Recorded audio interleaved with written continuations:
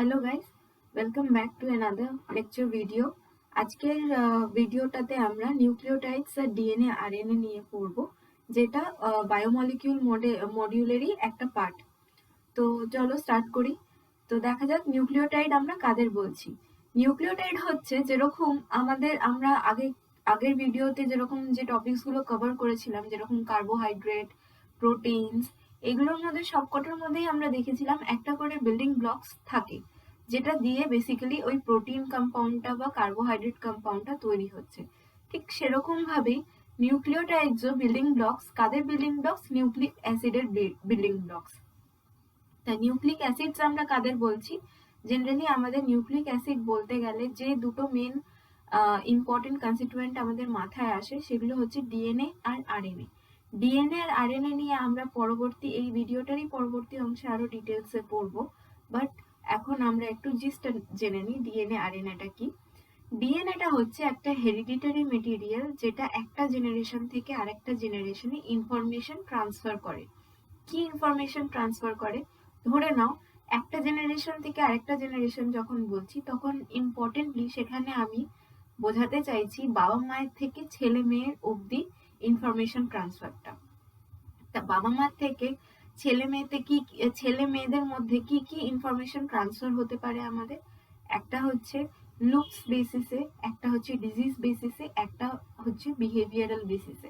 আরো অনেক এরকম বেসিস আছে যে ইনফরমেশনস গুলো আমাদের ট্রান্সফার হয়ে থাকে।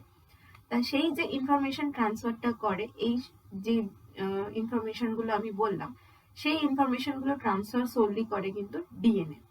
আচ্ছা, এবার আসি আমরা আরএনএ তে। আরএনএ মেন কাজ কিন্তু প্রোটিন সিনথেসিস করা আমাদের বডিতে। আমাদের বডির প্রত্যেকটা জিনিসই কিন্তু মেটাবলিজম থেকে শুরু করে বলো বা যা কিছুই, যে আমাদের এই যে চুলের কালার কালো, কারোর একটু ব্রাউন হয়, বা বিদেশে যদি আমরা হেয়ার কালার দেখি, তাহলে বিভিন্ন ধরনের আমরা হেয়ার কালার পাই। তো সেই সব এই যে হেয়ার কালার ডিটারমিনেশন, এই সব কিন্তু ডিএনএ ট্রান্সফার করে পেরেন্টস থেকে নিজেদের ছেলে মেয়ে মধ্যে। কাদের দিয়ে বা কাদের হেল্প নিয়ে? আরএনএ এর হেল্প নিয়ে। ঠিক আছে, তাহলে আরএনএ কি করছে? আরএনএ প্রোটিন সিনথেসাইজ করছে, যেগুলো বেসিক্যালি এই কম্পোনেন্টস গুলো বা এই ক্যারেক্টারিস্টিক্স গুলোকে ডাইমেনশনস দিচ্ছে। তাহলে নিউক্লিওটাইড তাহলে কি হচ্ছে? Building blocks of nucleic acid, মানে নিউক্লিওটাইডস দিয়ে আমাদের নিউক্লিক অ্যাসিড গুলো তৈরি হচ্ছে। তা দেখে নিই নিউক্লিওটাইডে কি কি কম্পোনেন্ট। একটা বেসিক নিউক্লিওটাইডের কিন্তু তিনটে কম্পোনেন্ট। একটা হচ্ছে পেন্টোজ সুগার, একটা হচ্ছে নাইট্রোজেনাস বেস, আর থার্ড নম্বর যেটা, সেটা হচ্ছে ফসফেট গ্রুপস। তো চলো দেখে নিই এক এক করে কি কি কম্পোনেন্টস গুলোর একটু ডিটেইলিংস আমরা দেখে নিই। তা পেন্টোজ সুগার কি? পেন্টোজ সুগার হচ্ছে যেরকম আমরা কার্বোহাইড্রেটে দেখেছিলাম 6 কার্বন রিং, 5 কার্বন রিং, ওরকমই পেন্টোজ সুগার হচ্ছে একটা 5 কার্বন সুগার, যেটা ফিউরানোস ফর্মে থাকে। ফিউরানোস ফর্মে মানে গ্লুকোজের যে স্ট্রাকচারটা আমি দেখিয়েছিলাম, যদি মনে থাকে সেটা মনে করো। তা একটা 5 কার্বন সুগার, যেটা কে বলা হয় পেন্টোজ সুগার। যে পেন্টোজ মানে 5, তাহলে 5টা কার্বন ওয়ালা সুগার দিয়ে তৈরি হয় তোমার পেন্টোজ সুগার, আর ওটা থাকে হচ্ছে ফিউরানোস ফর্মে। জেনারেলি যে সুগারটা থাকে পেন্টোজ সুগারে, সেটা হচ্ছে ডি রাইবোজ। আরএনএ তে থাকে হচ্ছে ডি রাইবোজ, আর ডিএনএ তে থাকে হচ্ছে 2' ডিঅক্সি রাইবোজ। এই যে পুরো, যদি আমরা ডিএনএ আর আরএনএ এর ফুল ফর্মটা যখন আমরা দেখব, তখন আমরা ওখানে দেখতে পাবো যে এই রাইবোজ আর ডিঅক্সি রাইবোজের যে কাজটা খুবই ইম্পর্টেন্ট রোল প্লে করে।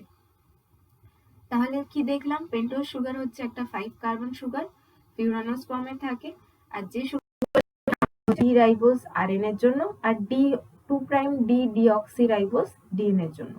এরপরে যেটা আসছি সেটা হচ্ছে nitrogenous base.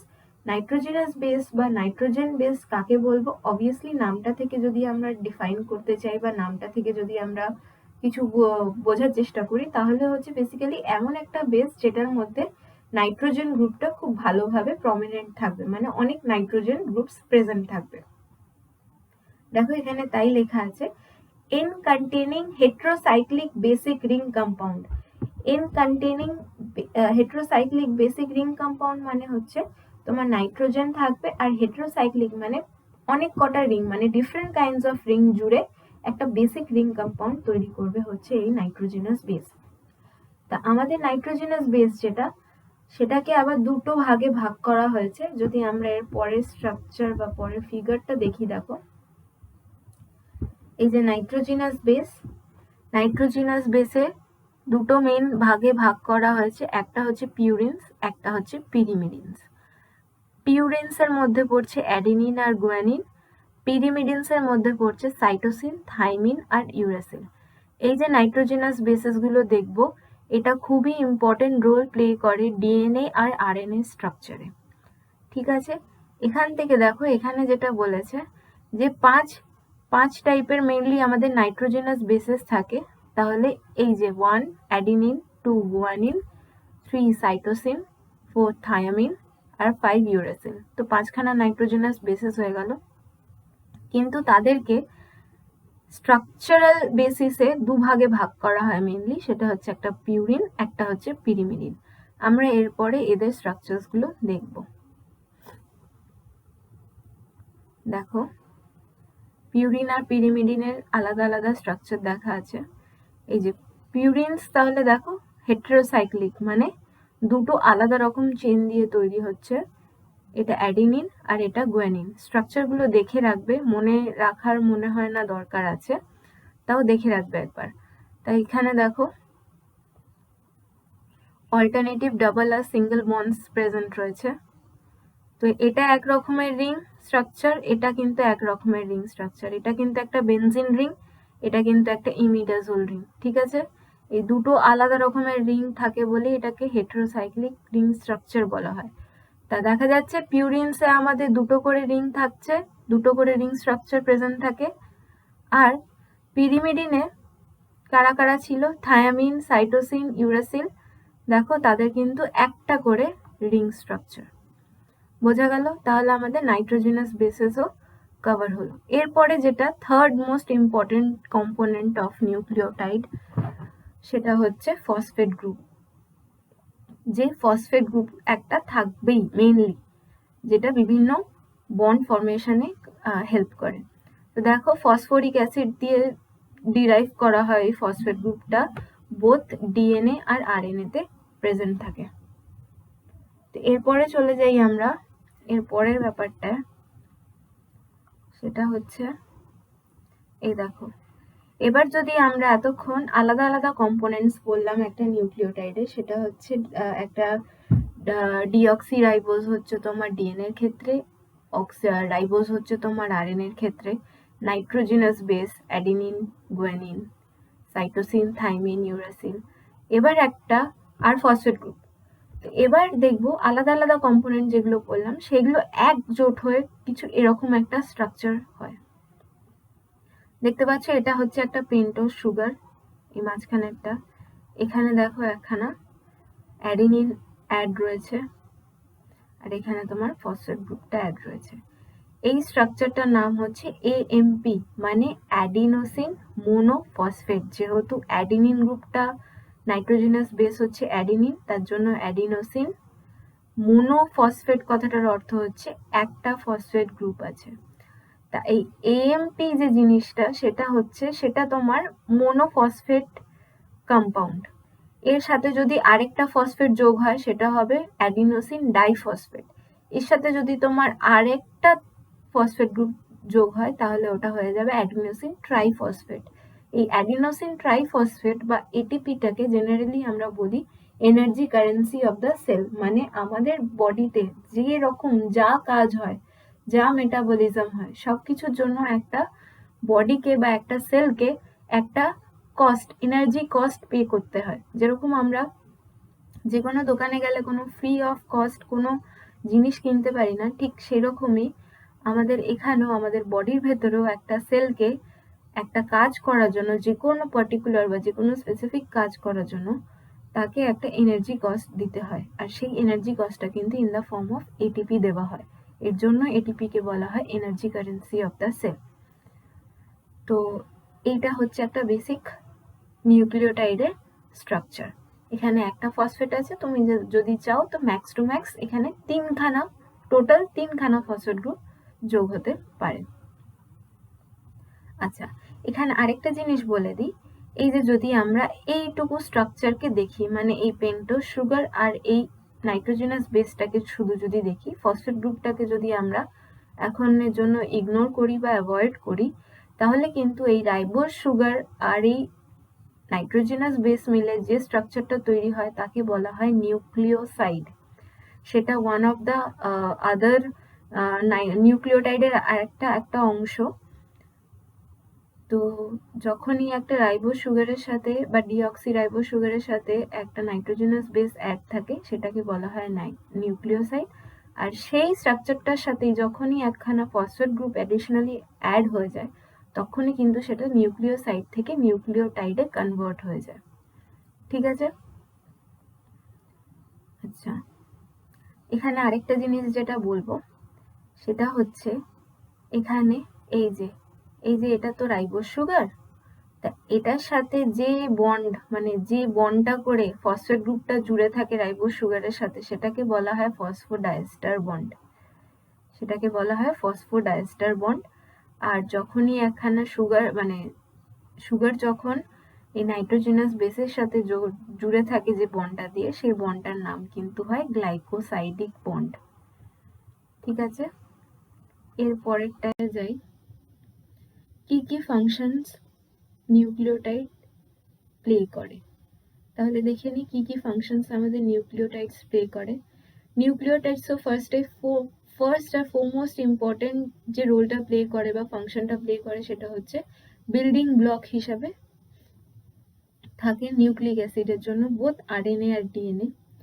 Second, purines nucleotide act as energy carriers, মানে যেটা আমি বলছিলাম এটিপি, সেই এটিপি ফর্মে থাকার জন্য পিউরিন নিউক্লিওটাইডস এর খুব বেশি ইম্পর্টেন্স।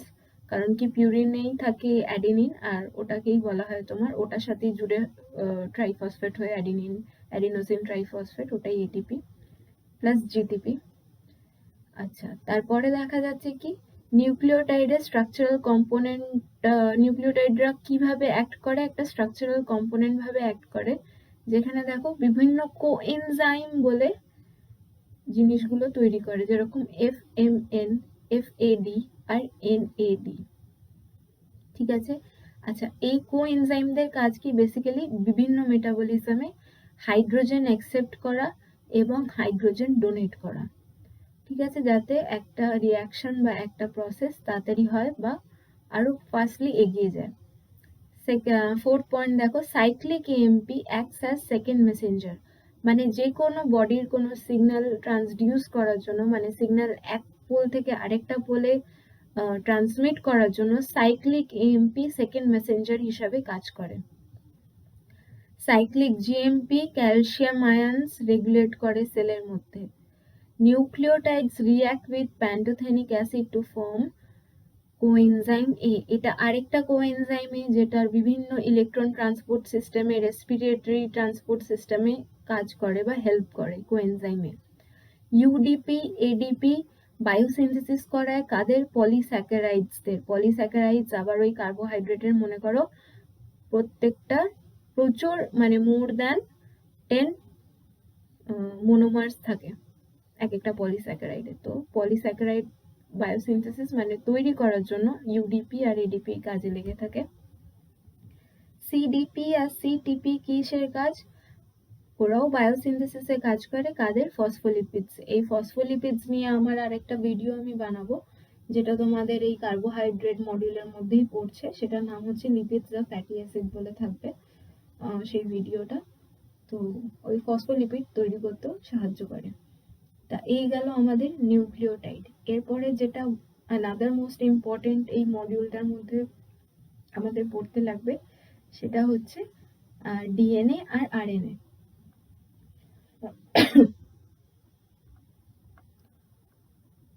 ডিএনএ আর আরএনএ মানে নিউক্লিক অ্যাসিড আমাদের। তা নিউক্লিক অ্যাসিড কেন বলা হয় বেসিক্যালি একটা ডিএনএ আর আরএনএ মলিকিউলকে? তাহলে আমরা দেখলাম যে, ফার্স্ট থেকে আমি যাই, যে নিউক্লিক অ্যাসিড তৈরি হচ্ছে আমাদের নিউক্লিওটাইড দিয়ে। তা নিউক্লিওটাইডের একটা ফসফেট গ্রুপ আছে, একটা রাইবোজ গ্রুপ আছে, একটা নাইট্রোজেনাস বেস গ্রুপ আছে। তো খুব ভালো কথা, কিন্তু এটার মধ্যে নিউক্লিক অ্যাসিড কেন বলছি আমরা, নিউক্লিওটাইডই কেন বলছি না? ফার্স্ট অফ অল, একটা নিউক্লিওটাইড দিয়ে তৈরি হয় না নিউক্লিক অ্যাসিড, অনেক কটা ইউনিটস জুড়ে জুড়ে লাগে। তারপরে যেটা অ্যাসিডের যে ব্যাপারটা, সেটাতে যদি আমি এক্সপ্লেন করতে চাই, তাহলে সেটা হচ্ছে গিয়ে তোমার যে ফসফরিক গ্রুপটা, মানে ফসফেট গ্রুপটা যেটা, সেটা একটা নেগেটিভ চার্জ ইম্পার্ট করে পুরো মলিকিউলটার ওপরে। তো যখনই একটা নেগেটিভ চার্জ ইম্পার্ট হচ্ছে পুরো মলিকিউলটার ওপরে, সেটা কিন্তু অ্যাসিডিক ক্যারেক্টার ধারণ করে নেয়। এর জন্যই সেটার নাম হয়ে গেছে কিন্তু নিউক্লিক অ্যাসিড। তা এই যে নিউক্লিক অ্যাসিড যেটা তৈরি হচ্ছে, সেটা কিভাবে তৈরি হচ্ছে? একটা নিউক্লিওটাইডের সাথে যখন আরেকটা নিউক্লিওটাইড অ্যাড হচ্ছে, একটা বন্ড ফর্মেশন করে, সেই বন্ড ফর্মেশনটাকে বলা হয় 5' to 3' ফসফোডাইস্টার বন্ড। দেখো এখানে লেখা আছে 5' to 3' ফসফোডাইস্টার বন্ড। এই বন্ডটা দিয়েই কিন্তু নিউক্লিওটাইডস গুলো জুড়ে জুড়ে নিউক্লিক অ্যাসিড তৈরি করে। তো যদি আমরা দেখতে চাই স্ট্রাকচারটা, তাহলে দেখো এটা হয়তো দেখে মনে হবে যে খুবই একখানা কমপ্লেক্স স্ট্রাকচার, কিন্তু এটা মোটেও কমপ্লেক্স স্ট্রাকচার না। এটাকে যদি একটু এক্সপ্লেন করি তাহলে তোমাদের কাছে একদম ইজি হয়ে যাবে। এটা বেসিক্যালি দেখিয়েছে ডিঅক্সিরাইবোনিউক্লিক অ্যাসিড ডিএনএ স্ট্রাকচারটা। আচ্ছা, এবার এখান থেকে আমরা শুরু করি ডিএনএ আরএনএ এর কথাবার্তা বলা। তো ডিএনএ যেটার ফুল ফর্ম, এটার ফুল ফর্মটা লাগে খুব, এটার ফুল ফর্মটা মনে রাখতে হবে। সেটা হচ্ছে ডিঅক্সিরাইবোনিউক্লিক অ্যাসিড। ঠিক আছে, ডিঅক্সি কথাটার অর্থ, কারণ কি আমাদের ওই পেন্টোজ সুগারে কিন্তু 2' ডিঅক্সি সুগারটা ছিল, এর জন্য ডিঅক্সি রাইবোনিউক্লিক অ্যাসিড। এরপরে দেখি আমাদের যে মেন কম্পোনেন্ট, সেটা তো থাকবেই sugar phosphate backbone, base pair, sugar phosphate backbone. মানে বেস পেয়ার হচ্ছে তোমার নাইট্রোজেনাস বেস তো থাকছেই, তার সাথে সুগারও থাকবে, ফসফেট ব্যাকবোনও থাকবে। যদি এখানে স্ট্রাকচারটা দেখো, এই দেখো এটা সুগার, এস দিয়ে যেটা ডিনোট করা রয়েছে, এটা হচ্ছে ডিঅক্সিরাইবো সুগার। ফসফেটটা এখানে কালো বলের মতন দেখা যাচ্ছে, আর এখানে দেখো নাইট্রোজেনাস বেসটা কিন্তু এদিকে হাত বাড়িয়ে রয়েছে। তো অ্যাজ আ হোল এই পুরো একটা এন্টিটি আমাদের একটা নিউক্লিওটাইড। তাহলে দেখো এরকম যদি একটা এন্টিটি নিউক্লিওটাইড হয়, তাহলে আমাদের কটা নিউক্লিওটাইড? একটা, দুটো, তিনটে, চারটে, পাঁচটা, ছটা, সাতটা, আটটা, নটা, 10টা, 11টা, 12টা। টোটাল এখানে 12খানা নিউক্লিওটাইড দেখিয়েছে আমাদের। তো দেখো এখানকার যে নাইট্রোজেনাস বেসটা, এই নিউক্লিওটাইডের নাইট্রোজেনাস বেস আর এই নিউক্লিওটাইডের নাইট্রোজেনাস বেস দুজনে এসে একে অপরের সাথে হাইড্রোজেন বন্ডিং করছে। আর সেটা কিরকম টাইপের হাইড্রোজেন বন্ডিং? এক হাত দিয়ে না, 2 হাত দিয়ে ধরছে, মানে এদের মধ্যে ডাবল বন্ডস আছে। ঠিক আছে, তাহলে এখান থেকে কি দেখা যাচ্ছে? দেখো একটা অ্যাডেনিন আর একটা থায়ামিনের মধ্যে ডাবল বন্ড থাকে। আচ্ছা, এখানে একটু এগোনোর আগে আমি একটা জিনিস বলে নিই, পিউরিনস কিন্তু সবসময় পিরিমিডিনের সাথে বন্ড ফর্মেশন করবে। একটা পিউরিন আরেকটা পিউরিনের সাথে কিন্তু কোনোদিন বন্ড ফর্মেশন করতে পারবে না। তো এবার যখন একটা পিউরিন আরেকটা পিরিমিডিনের সাথে বন্ড করছে, তাদেরও স্পেসিফিসিটি থাকে। কিরকম স্পেসিফিসিটি? যেরকম অ্যাডিনিন সবসময় থায়ামিনের সাথেই পেয়ার করবে, ডিএনএ এর কথা বলছি। আরএনএ তে এটা একটু ডিফারেন্ট হবে। আরএনএ তে অ্যাডিনিন সবসময় পেয়ার করে ইউরাসিলের সাথে, আরএনএ তে কিন্তু কোনো থায়ামিন গ্রুপ থাকে না, আর ডিএনএ তে কোনো ইউরাসিল গ্রুপ থাকে না। তো দেখো এখানে যেহেতু ডিএনএ স্ট্রাকচার দেখছি, তার জন্য অ্যাডিনিন পেয়ার করেছে থায়ামিনের সাথে via double bonds. Double bonds মানে ওই হাইড্রোজেন বন্ডসটাই, কিন্তু দুটো হাত দিয়ে, দুটো বন্ড আছে, ডাবল বন্ড। আর গুয়ানিন সবসময় পেয়ার করবে সাইটোসিনের সাথে, আর সেখানে কিরকম বন্ড হবে? সেখানে কিন্তু হবে ট্রিপল বন্ডস, হাইড্রোজেন বন্ডই কিন্তু ট্রিপল বন্ডস। ঠিক আছে, এটা কিন্তু গোল্ডেন রুল, এটা কিন্তু মনে রাখতে হবে যে একটা পিউরিন সবসময় পিরিমিডিনের সাথে বেস পেয়ার করে। আর সেটারও স্পেসিফিসিটি আছে। কি স্পেসিফিসিটি? সেটা হচ্ছে অ্যাডিনিন সবসময় বেস পেয়ার করে থায়ামিনের সাথে ভিয়া ডাবল বন্ড, আর গুয়ানিন সবসময় বেস পেয়ার করে সাইটোসিনের সাথে ভিয়া ট্রিপল বন্ড। তো দেখো সেরকম ভাবেই আমাদের প্রত্যেকটা তাই হয়েছে। ফসফেট গ্রুপগুলো এরকম এরকম করে বাইরের দিকে বেরিয়ে থাকে, এটা এক একটা নিউক্লিওটাইড এরকম জুড়ে জুড়ে জুড়ে জুড়ে বেস পেয়ারিং করে একটা ডিএনএ কিন্তু স্ট্রাকচার তৈরি হয়। এরপরে যখন আমরা এবার দেখতে যাব আমরা ডিএনএ স্ট্রাকচার, বেসিক যেটা আমরা মানে মাইক্রোস্কোপের আন্ডারে বা ইলেকট্রোরেডিওগ্রাফিতে আমরা যেরকম স্ট্রাকচার একটা ডিএনএ দেখতে পারি, সেরকম স্ট্রাকচার দেখবো। তাহলে এটা লেস কমপ্লিকেটেড একটা স্ট্রাকচার, যেটা দেখে খুবই কমপ্লিকেটেড মনে হচ্ছিল, কিন্তু সেরকম কোনো কমপ্লিকেশনস নেই। তো এরপরে চলে যাই আমাদের নেক্সটে, সেটা হচ্ছে নিউক্লিক অ্যাসিডের টাইপস। তো আমরা তো আগেই পড়েছি নিউক্লিক অ্যাসিডকে টু ক্লাসেসে ব্রডলি ক্যাটাগরাইজ করা হয়, একটা ডিঅক্সি রাইবোনিউক্লিক অ্যাসিড আর একটা হচ্ছে রাইবোনিউক্লিক অ্যাসিড, ডিএনএ আর আরএনএ। আচ্ছা, এখানে একটা ইম্পর্টেন্ট জিনিস যেটা দেখব সেটা হচ্ছে প্রত্যেকটা নিউক্লিক অ্যাসিডের কিন্তু দুটো স্পেসিফিক এন্ড হয়, একটা 5 প্রাইম এন্ড, একটা 3 প্রাইম এন্ড। 5 প্রাইম এন্ডে কিন্তু থাকে হচ্ছে একটা ফ্রি OH গ্রুপ, আর 3 প্রাইম এন্ডেও একটা ফ্রি OH গ্রুপ থাকে, মানে দু সাইডে 5 প্রাইম এন্ড আর 3 প্রাইম এন্ড হচ্ছে দুটো একটা মাথা একটা লেজ। যদি আমরা সেভাবে দেখি 5 প্রাইম এন্ডটা হচ্ছে মাথা আর 3 প্রাইম এন্ডটা হচ্ছে লেজ, তাহলে এরকম ভাবে যদি দেখি তাহলে দেখতে পাচ্ছি দুটো দিকেই 5 প্রাইম এন্ডেও আর 3 প্রাইম এন্ডেও দুটো দিকেই কিন্তু একটা করে ফ্রি OH গ্রুপ আমরা পাচ্ছি। তা এরপরে আমরা দেখে নেব ডিএনএ স্ট্রাকচার, যেটা কিনা ফার্স্ট যেটা আমরা মানে আমাদের ডিসকভার্ড হয়েছিল ডিএনএটা, ফার্স্টে ডিসকভার হয়েছিল একটা ভাইরাসের লিভিং সেল থেকে, সেটা হচ্ছে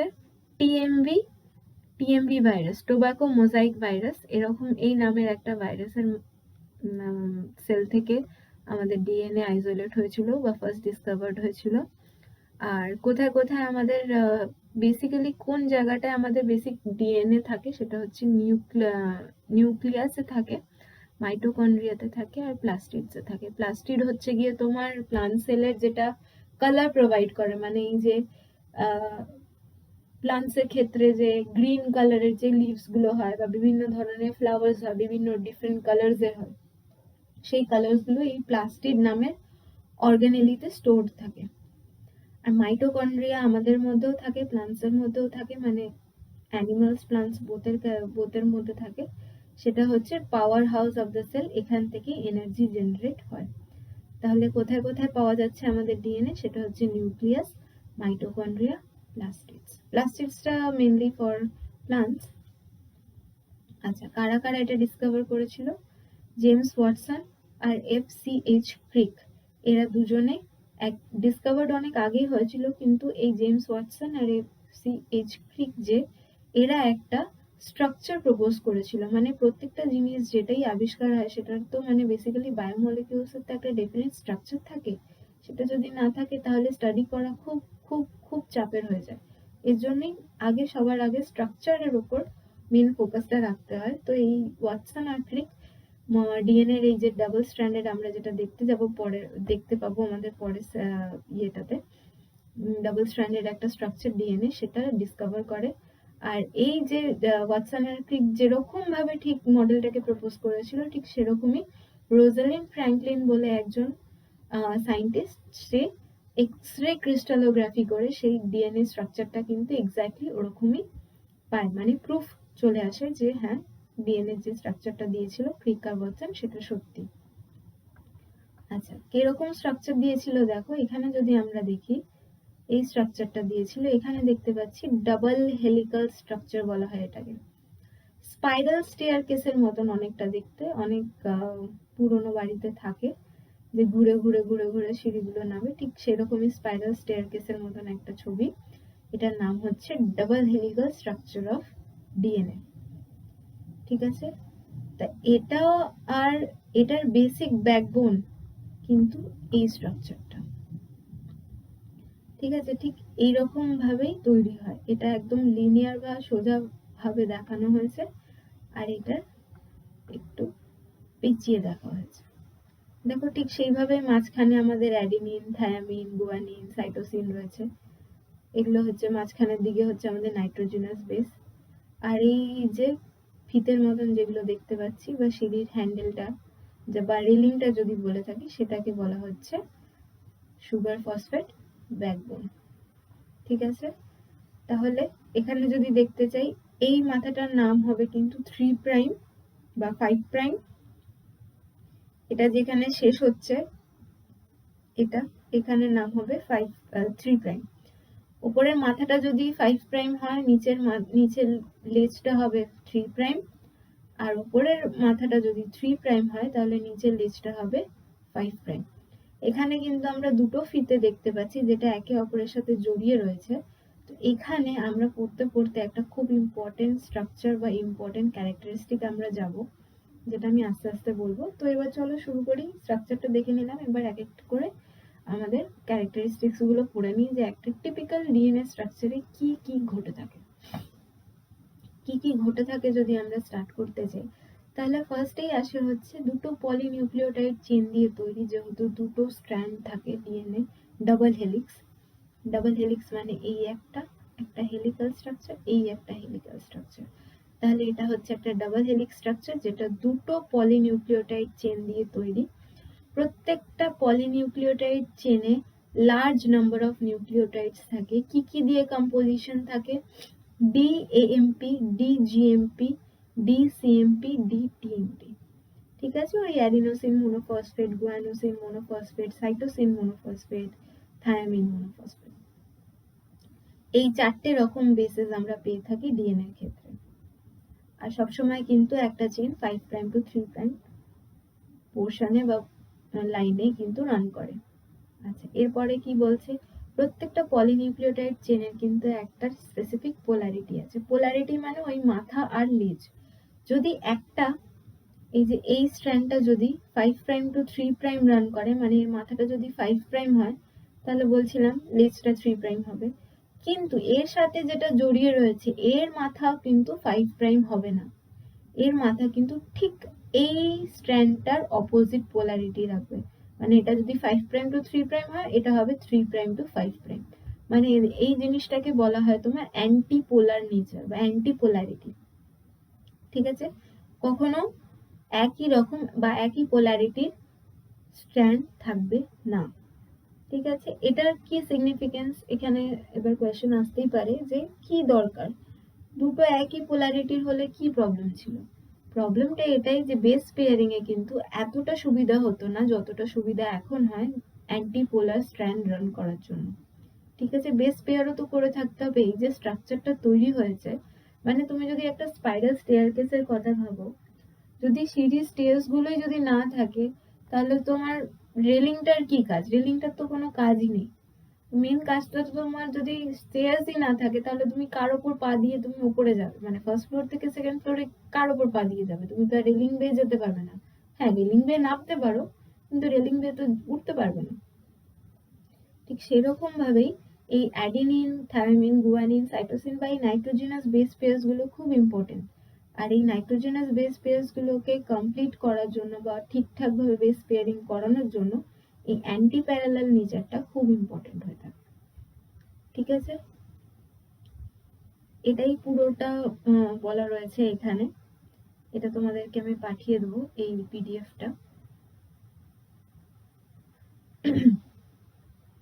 আর বাকি তো মানে বললামই, যেটা যেরকম কি থায়ামিনের সাথে অ্যাডিনিন ডাবল বন্ড করে থাকে আর গুয়ানিনের সাথে সাইটোসিন ট্রিপল বন্ড করে থাকে।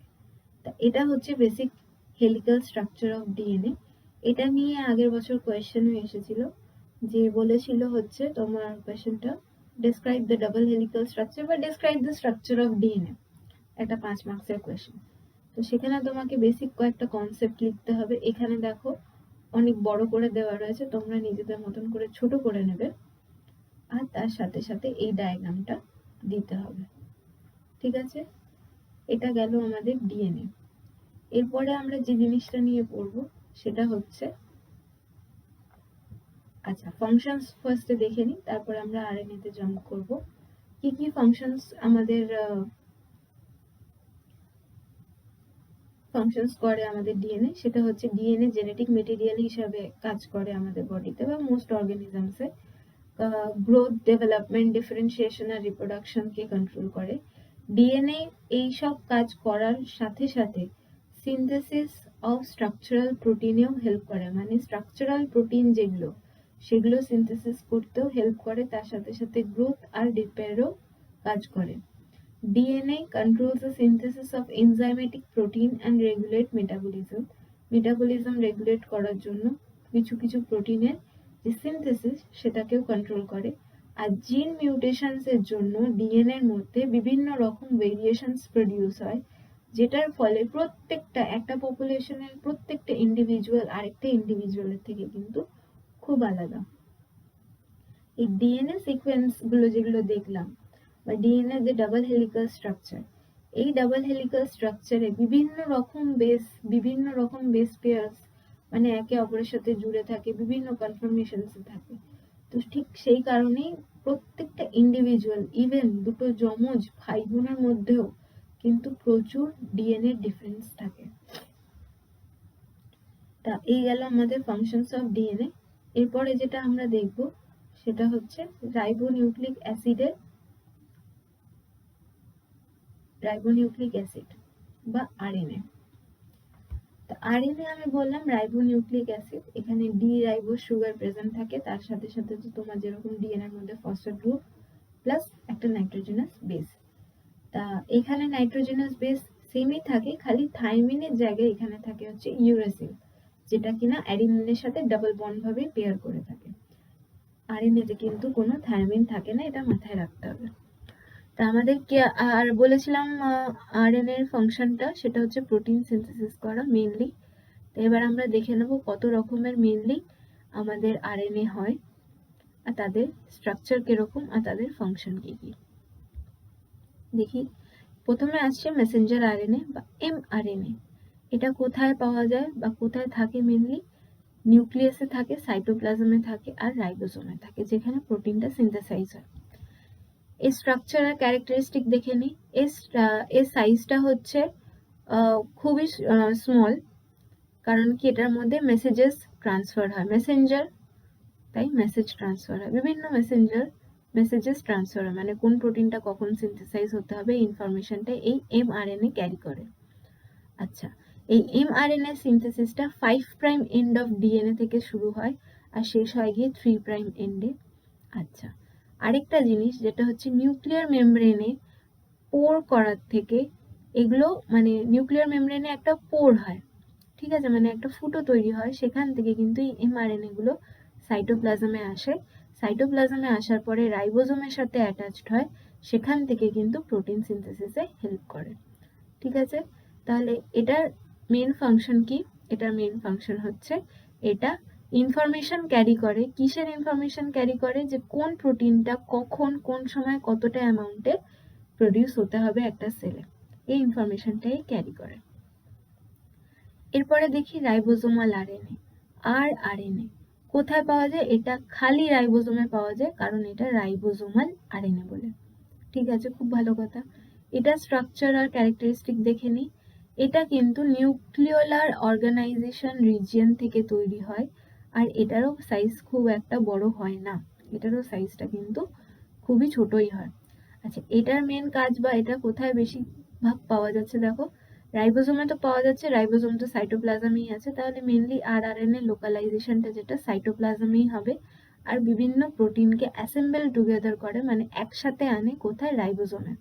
মানে ধরো এখানে যাই, এমআরএনএ যখন একটা ইনফরমেশন নিয়ে এলো যে প্রোটিন এ আর প্রোটিন বি এখন তৈরি করতে হবে একটা রেসপেক্টিভ অ্যামাউন্টে, ঠিক আছে, তাই রাইবোজোমে গিয়ে সে তার প্রোটিন সিনথেসিসটা তৈরি করে দিল।